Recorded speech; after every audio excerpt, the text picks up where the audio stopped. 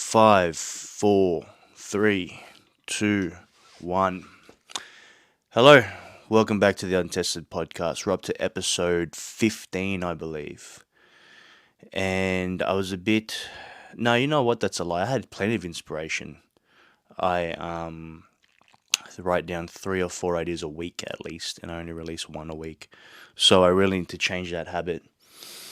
Not only for you guys, but for myself, because this is a form of expression for myself. Welcome back to the podcast studio, so to speak. You can see my whiteboard, you can see a little tape measure, you can see my curtains, you can see a spare TV. We'll get there. It's not the top of my priority list. The top of my priority list is to just keep making good content that you guys can listen to and take away from. The 5 people who watch the YouTube channel, thank you so much. Appreciate that. 5 people watched the video. This is Sunday night. 5 people watched the video and 3 people listened to the actual episode. So please, we need to get those numbers up. We're nearly up to 300 listens and downloads. The goal was for me 1,000 by the end of the year, which I truly believe is achievable, but not without your guys' help. Please spread the message. Anyone you think can benefit from this, please let them know about it, because that would mean the world to me. Now, today's topic. I had a few different ones I was thinking of putting up, but this one is just the most relatable to myself right now. When is it okay to rest? Now let me give you the context. No, before that, let me give you the question. When is it okay to rest? A lot of young men and women out there, even like young teenagers, believe that they're not doing enough, and unfortunately, thanks to things like social media, thanks to things like comparison with their friends in different situations, they believe they're not doing enough in life. So I'll give you some examples of that. There's some kids out there that are playing sports, doing activities 4 to 5 nights a week. And there's some that are doing a couple times a week. There's some that are doing once a week. The problem with that being, it's all context, right? Some people don't come from 2-parent households. Some people can't afford to do that. Some people's parents work at night. There's all different contexts and reasons as to why, especially children, can do the amount of activities they do. Now, when it comes to adults, if you work a regular 9 to 5, even if the hours aren't 9 to 5, it's an 8-hour day, you have less of an excuse to be able to do a lot more with your time. Whether that be some form of expression, whether that be some form of exercise, whether that be even a second job or a third job, or even spending time with loved ones or socializing, things like that. I'm not going to say that's not important, because it really is. Now, let me explain my context and why I thought of this. While I record this, I'm sick as a dog. I've got a really sore throat. I've got the dribbly nose. Can barely breathe. I'm coughing. I've got the headache. I've got the man flu, basically, guys. See, exactly. I've got the man flu. The reason I asked when is it okay to rest is because tomorrow I will rest. Today I rested a little bit. Why is it okay? Because for the last 3-4 weeks, I've been lifting weights 6+ times a week. I've been doing cardio 3 to 4 times a week. This is not just the last 3 to 4 weeks, but just in general, I've been working 50 to 60 hours a week in my 3 jobs, while trying to provide this podcast and etc. for you guys. Me being sick, and sorry, let me add to that as well. I eat really healthy. I take everything I need to take to try and increase my immunity to not be sick. So all those things added up is a lot for anybody. Now, I'm sick as a dog, but that must mean I need to rest. Because the old myth that exercise while you're sick, no, please don't. Especially if you're in the state that I'm in, you will not get better. Your body can only fight and recover from singular things at a time. Do not put your muscles under trauma. Do not put your lungs under trauma. Do not fry your central nervous system while you are sick, because you just won't get better. You're delaying your recovery. It's very important to prioritize 1 to 2 things at a time. And right now, mine is my work, so to speak, kind of like this, as well as my schoolwork, as well as recovering from this sickness. Now, how will I do that? I take all those essential I take all those essential immune boosting supplements, your vitamin C's, etc. But I also eat a lot of fruit and vegetables. I drink tons of water, so just keep rehydrating. And if you can't maintain hydration, maybe you need like a hydrolyte or a sodium supplement. Gatorade even if you need it. If you don't get enough water in or if you've got a fever. Number one would be sleep though.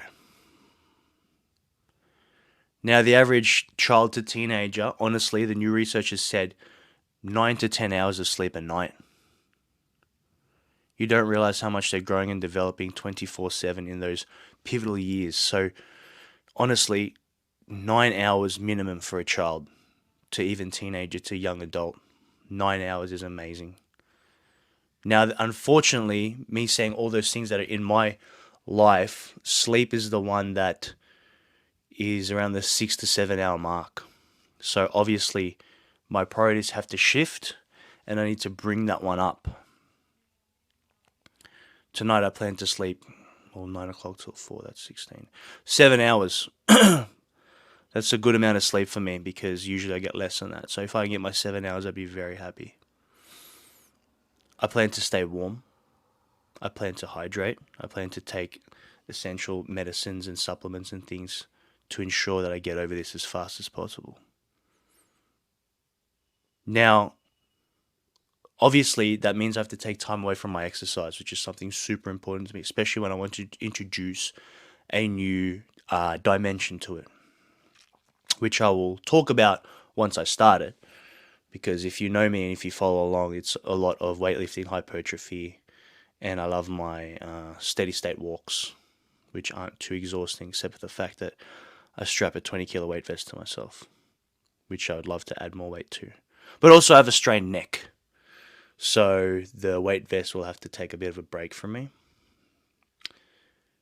And yeah, I'll have to recalibrate, and try and find a happy balance to where my body does not allow myself to break down and get sick while working 50 to 60 hours a week, while doing all this exercise, while, working 3 jobs. We need to find a happy balance. Now, when is it okay for the everyday person to take a break? To rest?